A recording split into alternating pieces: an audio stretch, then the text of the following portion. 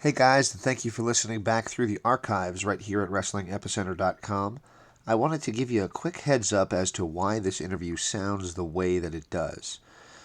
We were having trouble with our audio recording equipment, and somebody told me that I could just plug my phone into my computer and record the sound.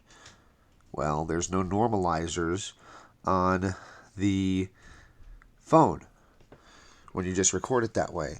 So I had to get a different recording equipment, and I did by the next interview, which had an annoying beep on it, but we'll get to that shortly.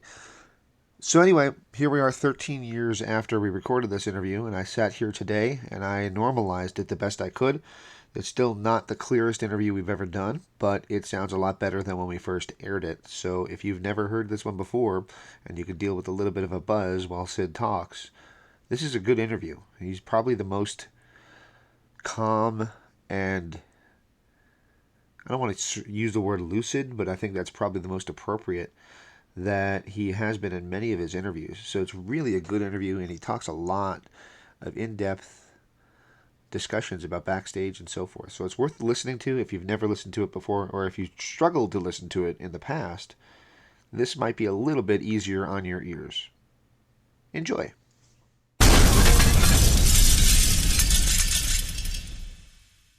This is the total package. Lex Luger, you are on the Wrestling Epicenter. Don't get off. Hello, everybody, and welcome to another edition of the Interactive Interview on the interactiveinterview.com. I'm James Walsh, joined as always by Daniel Edler with our very special guest, Sid. Sid, how you doing? Good, man. How you doing? Doing real good. Mind if we just get started? Sure. All right, the first question I have for you is, were you a wrestling fan growing up? Yeah. What led to you getting involved in the business? You know, I was just thinking about that a couple days ago. What it was is here in Memphis, when, the Memphis organization was really popular, or in its really heyday. There was a lot of guys, like Randy Savage and Hillbilly Jim, and just a lot of guys that came through here with WWF. I met. They all worked at the same gym I worked down at. And Randy Savage asked if I ever thought about getting into wrestling. I said, no, I hadn't really ever thought about it. And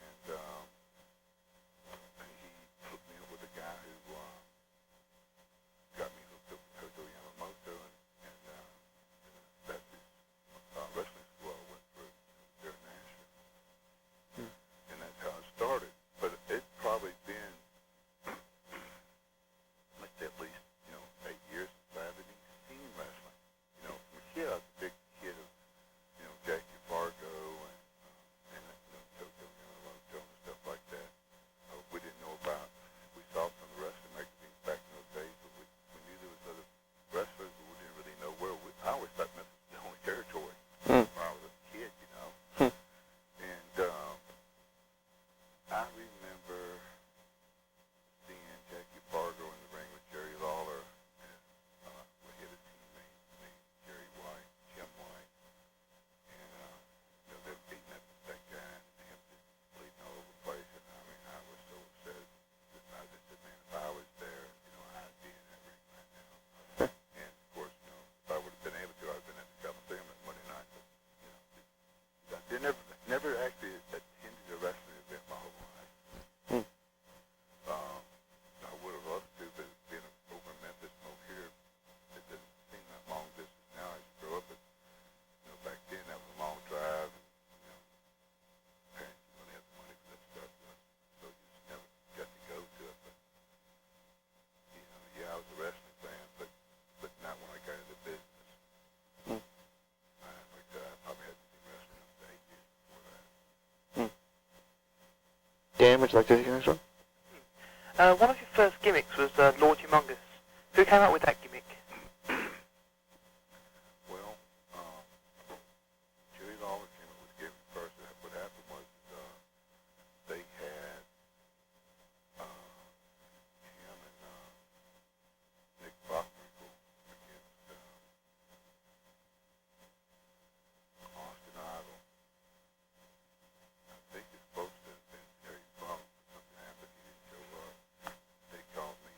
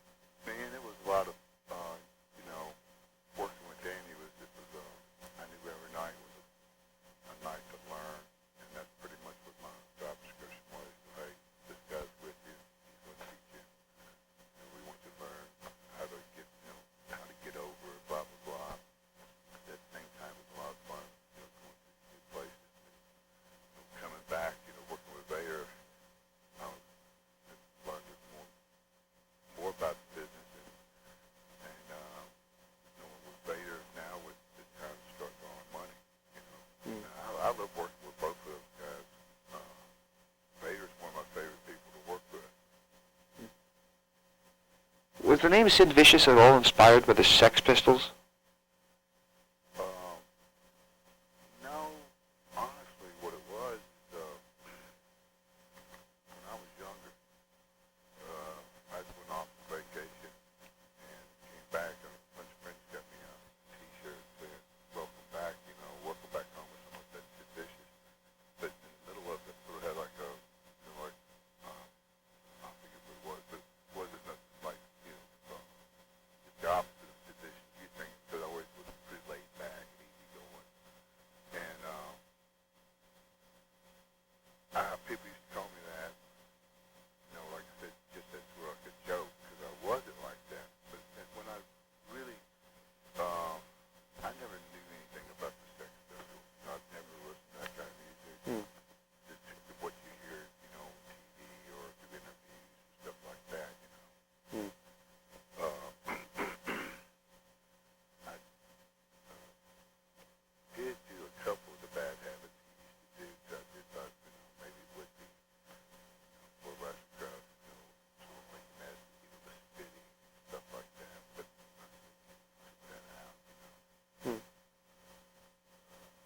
out. Was it hard to work with the match with El Gigante? Dan, would you like to take the next one? What led to you going over to the WWF? Just, you got to realize in the business, it's like that race a little bit at that time, more so any other time. WWF, work at the Madison Square Garden, and, stuff like that. So once I thought I had a pretty good opportunity to go there and do well,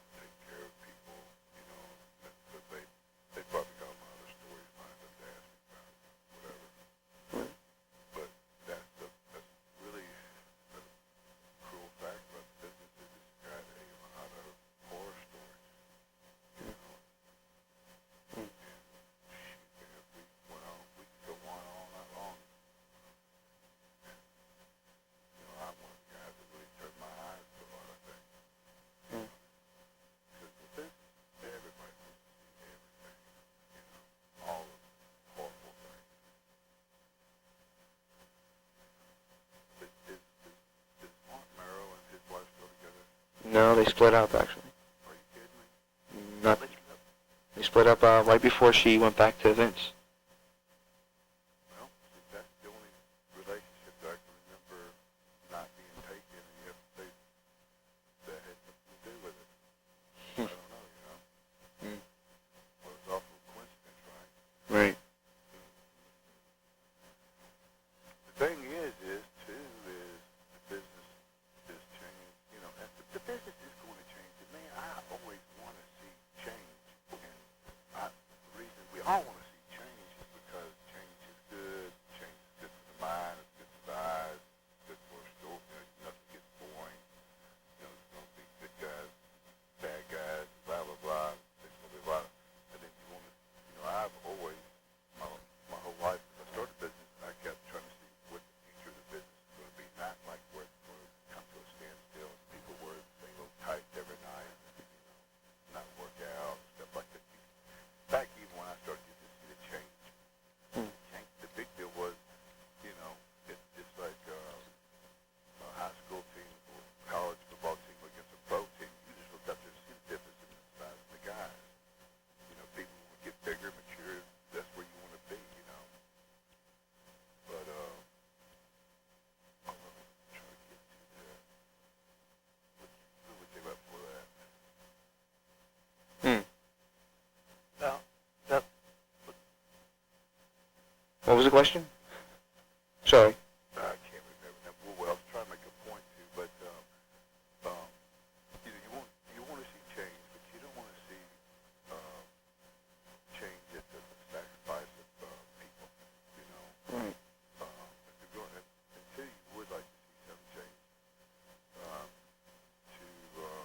and there are a lot of things out there a lot of these guys can go to, you know, for like help and stuff. Right. It didn't take a rocket scientist to know, you know, what guys don't always need the help, you know.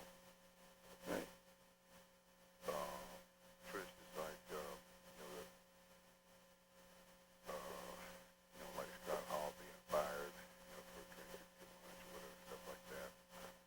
Just going off kind of a little bit, thinking about it. But, you know, if you're going to hire a guy and you know his past record, you know, don't fire him for exactly that, you know, without having to.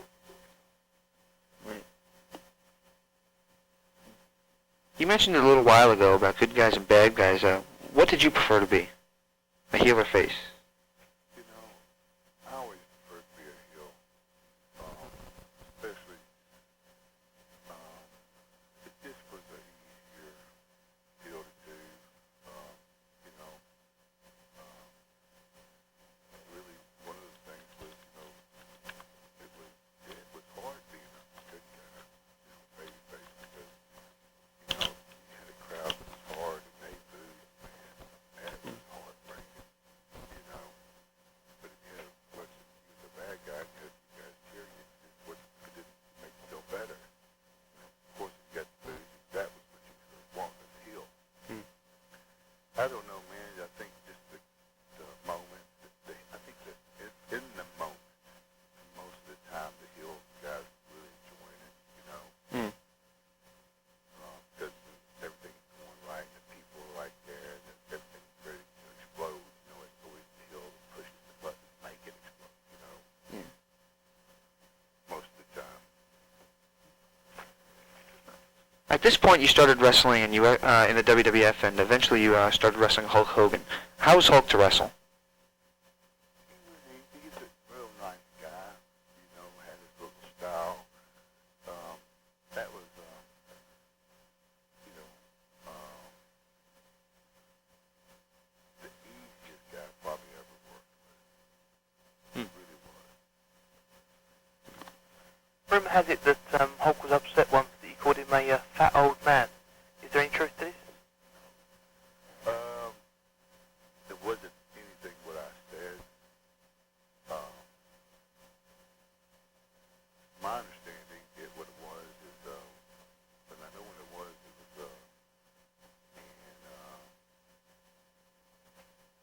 I was out in New York as we were getting set up for a pay, or was the pay-per-view with Hogan Royal Rumble.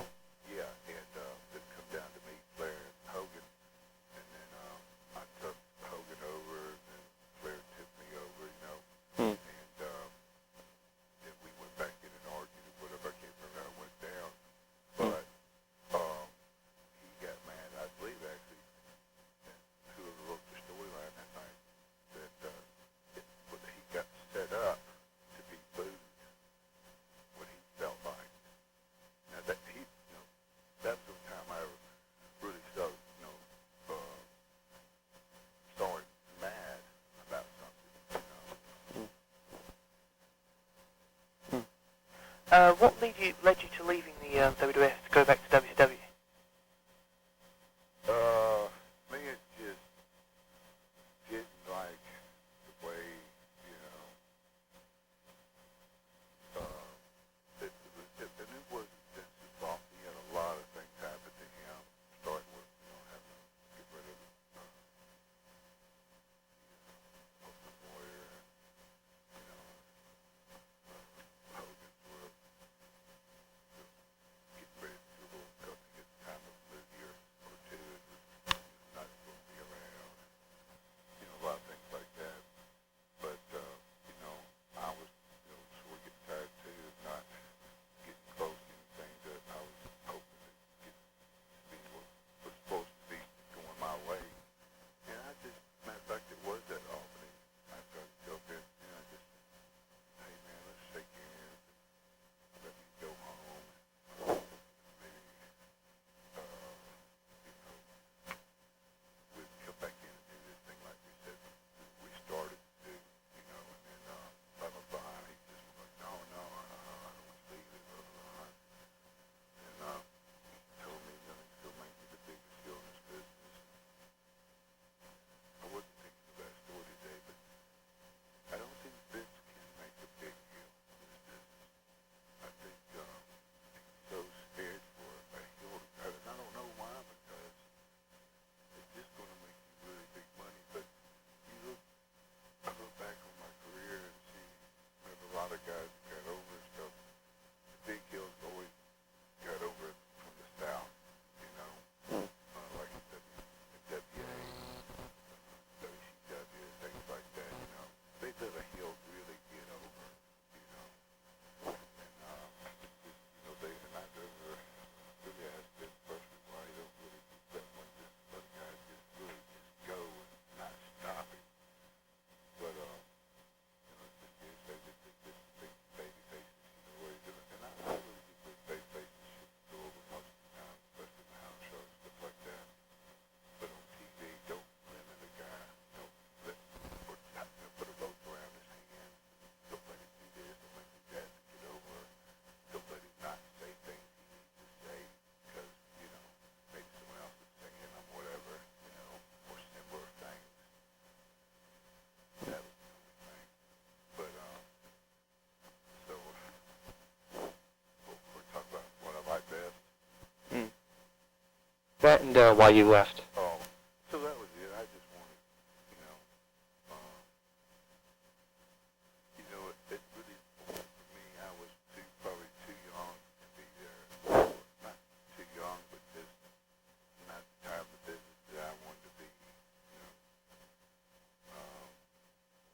Having to pick up the phone, call every day to find out where I stood in the business and the territory or who was having a dispute, you know, let know what that went on so much.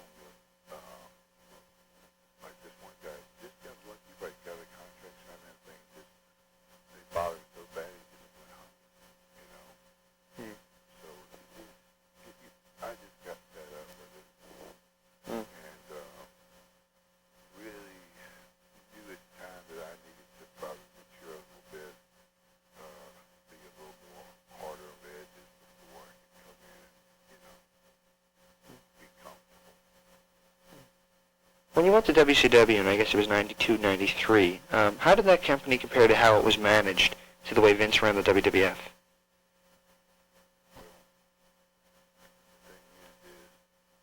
That's one thing Vince does so great.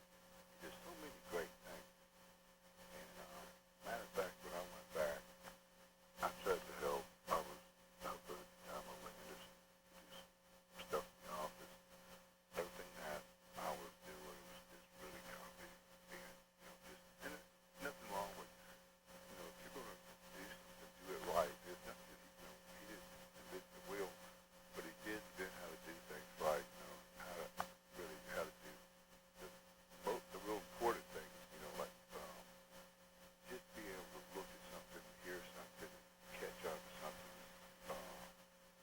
I know he gives me really powerful 6, 8, 10 words in a line that really delivered a hell of a message. And but, he does a lot of good things, and that's what I was trying to do at WCW, just doing something. And that's all they really lacked. They had good money and get good talent, but nobody was used. That's one thing Vince would. He'd take a guy that needed to be trained a little bit, and he would train him, or guide him, maybe a better word. But and that was big too. When I went to WWF, it was a family at first. They knew, hell, we're going to all get paid. This guy, the guy to get over. People jumped in line to put you over. WCW would like that little bit. They wanted to do what they wanted to do. Everybody wanted to have their input. And at the last day got there, it was that ridiculous. How did you enjoy working with Sting throughout the years? Loved it. He was really, really good, man. I really believe, even today, but he would have got ever took a chance once in New York in his prime, he would have really gotten over big. I think he still could get over big there, but when he's doing that, stinger splash, 40 foot away, man, it's awesome stuff he did. But I could work with him, and we could do literally nothing, and just have people going crazy. I mean, it really was like a night off. Not sure if you're going to answer this or not, but what are you comfortable telling us about the fight with Arn Anderson? The thing about that, man, this is what I say about it. It's over. Me and Arn have met, and we talked about it, we hashed it out, and there is nothing else to say about it. Really. When you went to the USWA, was that company run like a national company, or was that like the last of the territories? That was last in the territory. That was fun being there too. How was Jerry? Being literally, knowing it was going to be just about it. And it was running pretty good. We, did pretty good that last year. Did you enjoy working with Jerry Lawler? Oh, yeah, man. No. That, I might have over-exaggerated this thing. Working with Lawler is a night off. When you eventually went back to the WWF, and I guess it was 95, 96, one of your feuds was against Bulldog and Owen Hart. What is your opinion of everything that went down with Owen Hart in later years? Guys, it's funny you sit down. This is like, I knew you guys were going to call, and these are some of the things that you talked about. The thing about it is I'm a huge fan of that whole family. I love Mr. Hart, Stu Hart's dad. His whole family, their sisters. The whole group was just good people, and I just couldn't imagine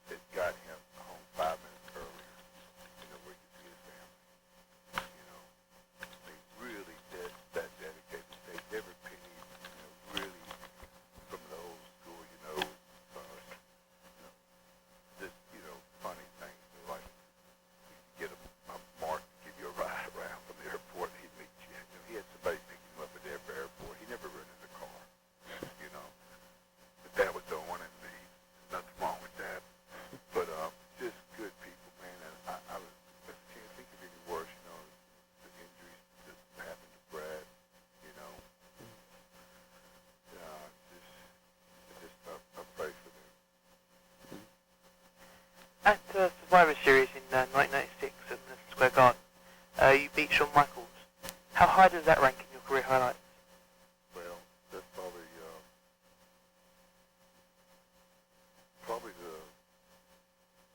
one of the greatest nights of my life. Life was that night, becoming the champion, right there in the garden. Like I said earlier, that's the deal, man. I could wrestle in the garden every night, I love the Northern fans so much. I get a lot of flack about that when people read that all the time. But I always really enjoyed working up north, I sit around here and watch TV sometimes and I'll see something like fight sometime I'll be in New York or something. I'll get a shot of the garden. I'll just, man, I'd do anything to get back in that one more time. You mentioned it earlier about some guys complaining about being supported when they should be a heel, or being booed when they should be a face. And when you said that, the first thing that came to my mind was the way Michaels was received that night. Did Michaels have any problem with that night? I think he did it all. The thing was, though, I went in that thing babyface too until I hit the guy with the thing, But I think it was already set. I think people, I don't know. It's one of those things, man. I didn't get cheered many times after that. It was in the garden. That's the only place you get cheered for, hitting an old man. But we was in San Antonio, his hometown, man. I was straight uphill. That was a good night too. I love that night too. I was, a real heel again. It wasn't no in between crap, and it was a bad guy coming into the hometown guy's backyard, and it had all the makings for a really good setup too. Sorry to pose you such a open-ended question, but you already kind of answered it. But a couple months later, you beat Bret Hart for the world title, and how did you enjoy working with Bret? I love working with Bret, man. He's a little bit old school, but knows how to turn it up, and knows, one thing I hated though was when he put me in that damn that finish he did. Sharpshooter? Yeah, my God. If I take my breath, this kitty bit lost a boat, and I was just, man, I'd actually I didn't want to, I'd save my leg or whatever, say, listen up a little bit. I said, hey, man, it's a little stiff, need to stay stiff. Finally, I just raised up, because I just had to catch my breath, hey, man, stay down. Stay light up. But other than that, it was fun.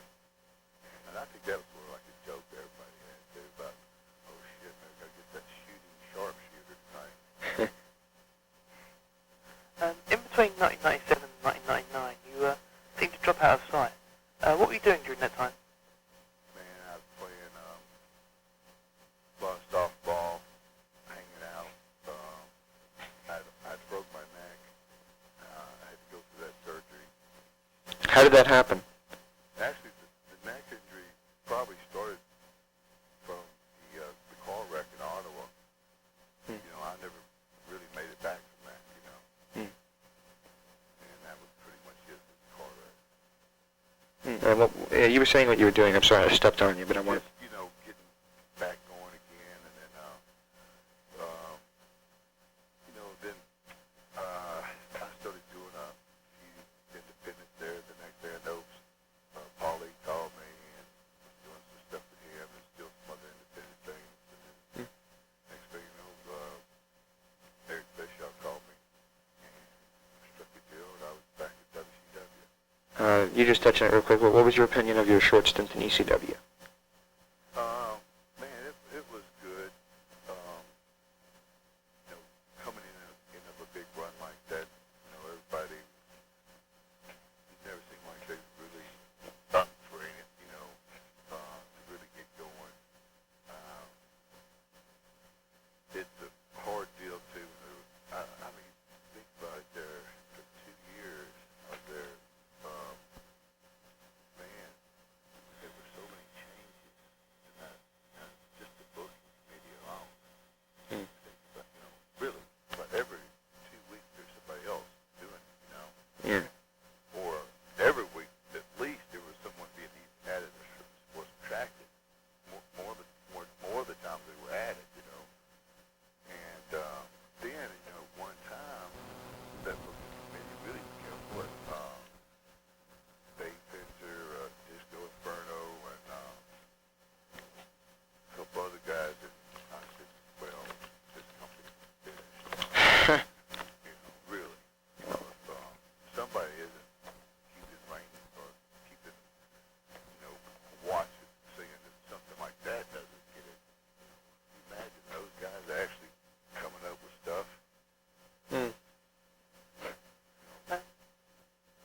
when you made your return to WCW, you had a feud with Goldberg, a very gory feud with Goldberg. How did you enjoy that one? I like that. That was Kevin Nash's idea. We brought in a surgeon to do that. So me and Goldberg got into the fight in the back. What I had already been, gigged by a doctor. Wow. It was a really big, and so it just sort of sewed it up a little bit. We got the match, it busted it back open. I never saw the match back. Hmm. Don't do that a lot. But they said it was pretty gory. Yeah. I know I called home that night, and we were, I think, in Vegas, right? Yeah, it was Halloween Havoc in Vegas, yeah. Time difference and stuff. I didn't really call home, and finally, after eating a little supper, my wife finally got in touch with me. She was just in tears, man. My kids were crying. But my youngest boy was about 8, 7 years old. Yeah. But, it was one of those things you didn't know it was going to work out that good, Hmm. Don't remember everything about it, but man, I wish I could see some things now I could do if I'd ever get anything like that different, Hmm. That was pretty cool, though. Hmm. Did you have any reservations or any idea of what was going on backstage when you did the tapped out for Chris Benoit, sold out? What is your memory of that whole situation when Benoit and the whole others walked out / were fired, whatever you want to say? Man,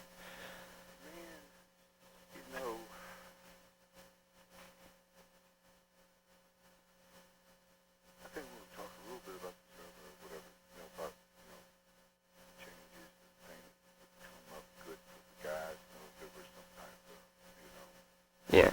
just something for the guys' insurance, pension or something. But those kind of things that they were trying to do aren't good for the business. Where,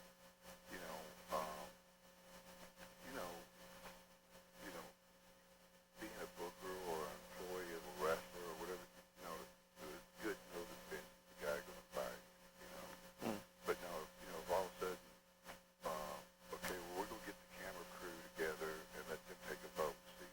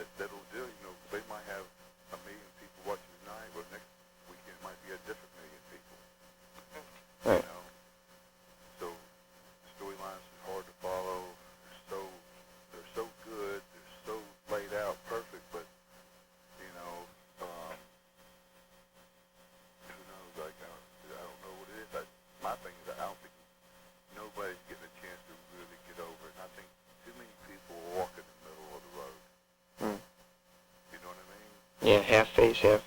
And when you do that, man, you realize how hard that is. Mm. Every night to be either this or that.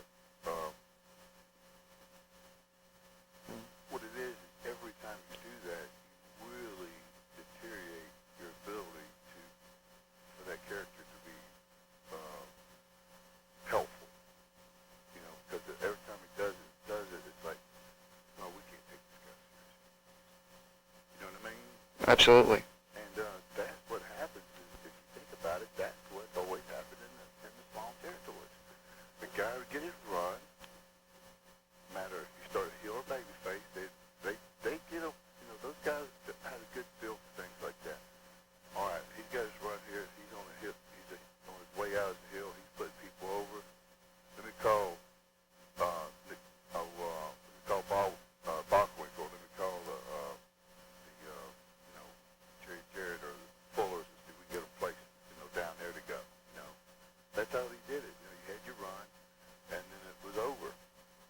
That old deal, rehashing things, and, you gotta do something nowadays. Mm. And there's ways to do it. But it isn't by changing one way or the other night after night. Mm. That's not going to get it. People are just going to say, man, I don't know how to follow this guy. Right. And maybe this is a good time for them to do it. They'll have no competition. Start from scratch. Hmm. Who's going to care? Wouldn't it be great if they could get back to that, where it was just straight up heel, just straight up baby face? I think so. Have 6 years to do that before they had to find a guy that walked the middle of the road again. Hmm. It would give them a little, some time to do things. Hmm. What else, man? Dan, you want to take the next one? After handing Eric Bischoff the title belt, you suffered an injury that took you out of action for a large proportion of the year 2000. What happened with that injury? Well, what happened was I had shoulder surgery, and I've got it documented, man. Matter of fact, it's a big part of my lawsuit. Really shouldn't talk about it, Hmm. but make it long story short, they brought me in several cases. One being a couple times I still had stitches in my shoulder. Had me in a position I had to work, and it just made it worse and worse and worse. Then they ended up going over to Australia for a promotional gig. I got tackled by the rugby team and ruptured my bursa sac at my right hip. That really knocked me down for a while, So I just wasn't getting any good luck. The whole thing is, that's all I'm going to say right now. Hmm. That's the whole thing. Hmm. You returned in late 2000. Did you have any idea how far gone the company was at that point? No. Man, I came back to, filling in for somebody. And went down to Louisiana. Man, it was horrible. Just how everything is, I told Ryan Harris, a friend of mine, I said, it's just a matter of the day. This is before they knew that the cell was locked. Right. Even before that, I just said, it just made sense to me when they brought Bill Bush in, who's just a money man, an accountant type guy.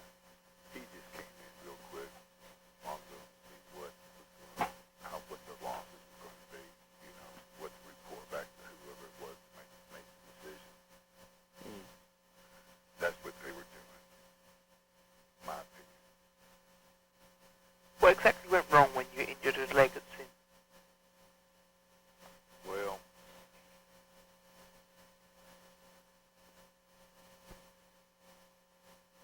I don't know if I should talk about that either, with my lawsuit. Okay. Dan, take the next one then, too. What led to you working in the WWA pay-per-view as the commissioner? Well, talked with,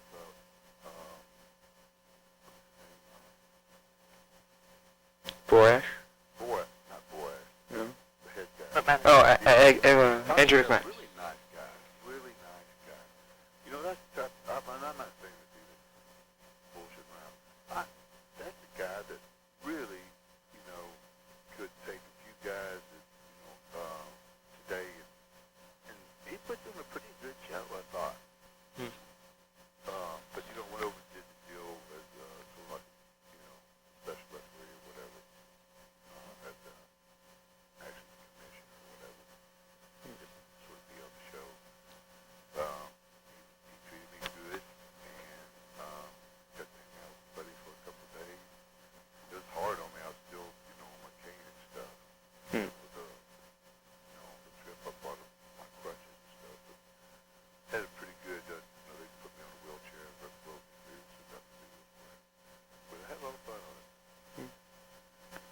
I've got a couple of questions from from the readers that sent in now. First of all, the one that usually crops up is they always ask this to every guest. Will we ever see you on WWE television again? You know, every day I think that I ask myself the question at least once, if not 1,000. You know, think about this business. I really took this business really serious. I worked really hard in this business, guys. I missed a lot of things, and we all do in life. You know, I didn't even, when I was in towns overseas and stuff, and even New York and places, I never even went out and did anything because I was so worried about, like, you know, getting up the next day, you know, doing all those things to try to be, you know, the best for the show, you know. I just like, you know, I really hate seeing myself, thinking of myself going out like that. I have been working so hard. The last I mean, since the accident, but I've been physically able just to really start working really hard over the last 9, 10 months. Doing a lot of, you know, running and stuff in the pool. Still not able to run, you know, straight out of, you know, flat ground yet, but getting on my toes a little bit. But I'm going to tell you, man, it has been a struggle. And last year, if you would ask me a question, I probably had to answer, you know, no, the doctors say no. And at this time, I really believe them. You know, I've had a lot of injuries. You know, thoracic surgery where I lost half my lung, broken neck, and blah, blah, blah. I've had it several times. Doctors told me it was over. And I just never really did believe it. I didn't really believe this either until last year. But now, I don't know, man. I'm not saying I just, even though I feel a little better, I just don't know. Don't know. I'd like to say, yeah, but just don't know. You know, I'm going to give myself into this year, see what's going on. I'm fixing to start me up my own little fitness show over here in Memphis, you know. Just thanks to that. And just let myself, you know, I think I got at least 2 more months I can, you know, work out here in my backyard, no pools, and I can always find a pool somewhere over like Memphis State or something around here. So I'm able to run on my own, you know. And that's the thing is, once I'm able to run on my own, and then I can make a decision. Okay, well, best of luck with that indeed. And another one from the forums is, of the many gimmick names you had, which is your favourite? I guess this is.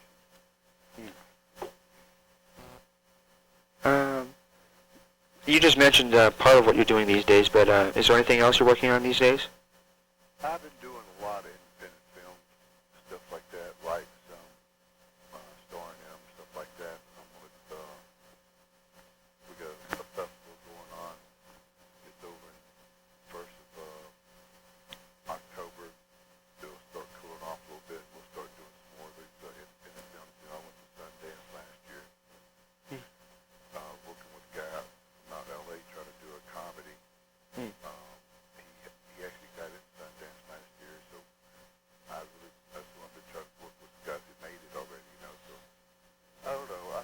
That's a lot of fun to me, man. You know, I like watching, especially once I did that movie, Get Ready to Rumble. I saw how not easy, but how, you know, it can be done. It's not that big of a hassle. But you know what? Sort of like, you know, doing an acting part, I see where I like doing the writing and stuff like that. As a matter of fact, I just finished writing just a short, about 30-minute short, called Forgive Me, Father, for I Have Sinned. And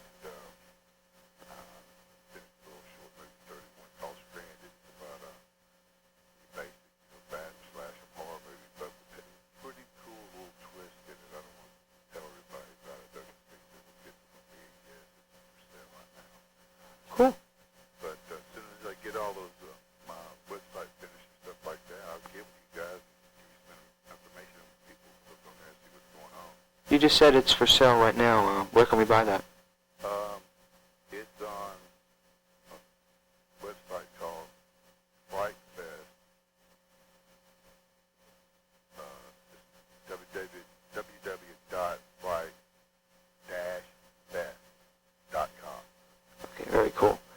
do you mind if we close out? I know we've been going long, but do you mind if we close out with a couple word associations? Sure. We just say a name and you tell us. You can give us one word answer, or if you have a story or something you want to share, whatever you want to do. All right. The first name on the list is Bobby Heenan. Really nice, funny, polite, gentleman. British Bulldog.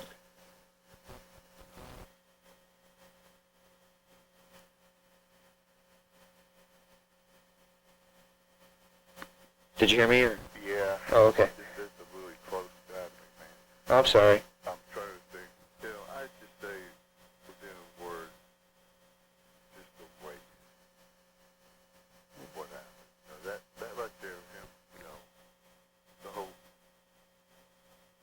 I don't know, I just, it's the waste of good human life. Missy Hyatt.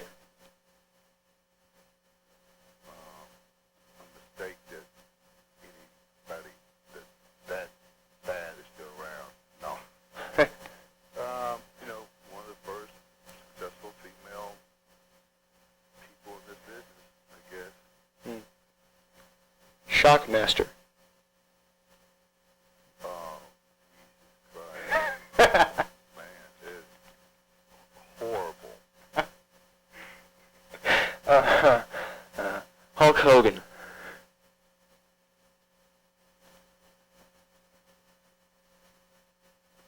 Probably Hulk Hogan right now is, you know, still the guy to, you know, if you're going to be the top guy in this business, you're going to have people say that you're over Hulk Hogan.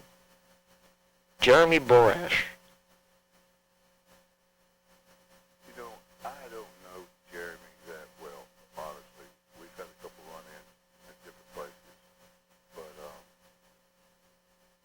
just another guy in this business with very little knowledge, with very little real knowledge. Though he's experienced, or he knows for sure. Easily influenced. You know, you could write it on a piece of paper and, you know, say, hey man, look what's doing. You know, just got back again. He would be one of the people who would go to his grave believing that was true. You know, just so easy influence. And the final one is Vince McMahon. For sure, you know, a survivor. You know, he's still in there. Before we close out, this is the last question for you. Do you have anything you'd like to say to your fans? I'd like to say to my fans that, you know, I really appreciate the constant support that every day I get from my fans. I mean, it's not a phone call. It's someone, you know, stops me in a restaurant or at a red light, asks me, you know, man, can't wait to get back going, you know. It's just that right there. That has been, you know, really one of the things that get me going is the fans, you know, especially right around here in Memphis. So these people are such good people. Every day go to the gym or something like that, it's just, you know, I'm tired sometimes, my foot hurts so good. Man, you looking good, man, get ready to get back going, you know. I don't point the story every time I listen to how you go, man. It's just what you can do, you know. And instead of doing that, I go, man, I'm almost there, you know. And these guys, you know, can't take no for an answer. Maybe that's what probably pushed me to keep me going. Well, once again, we'd like to thank you so much for your time, and it was an honor for us to speak with you. And hopefully, if you have anything that you want us to promote in the future, you'll contact us, and we'll do our best for you. Fine. All right, thank you very much. And Let me ask you something. When you're going to start this? this will probably be online by Friday. Only thing I was going to say is, then when y'all can get that taped out sent to my house. Sure, we can. Look at it before,